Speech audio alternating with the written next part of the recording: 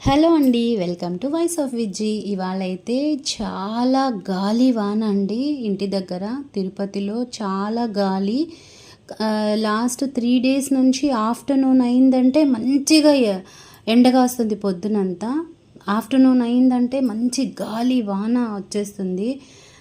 గాలి లేకుండా ఉంటే వర్షం బాగుంటుంది. స్టార్టింగ్ అలానే పడింది, చూసారు కదా. చాలా రోజుల తర్వాత చాలా బాగా పడింది అనుకున్నాం. ఉన్నట్టుండి గాలి వాన ఎక్కడి నుంచి వచ్చిందో తెలియదు. చూస్తున్నారు కదా, చెట్లు కానివ్వండి, అక్కడ ఉన్నటువంటి రేకులు, మనకి షెల్టర్ ఉంటుంది కదా, అవి. నాకైతే బాల్కనీలో మిర్రర్ కూడా ఊగుతుంది, పడిపోతుందేమో అని తీసి పెట్టేశాను.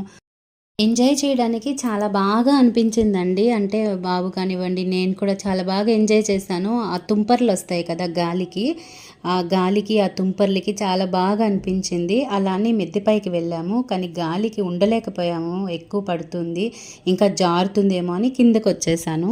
బాల్కనీలో నుంచే చూస్తూ ఉన్నాను. సో అలా క్యాప్చర్ చేశాను. ఇది ఒకసారి మీకు కూడా చూపించుదాము అనేసి.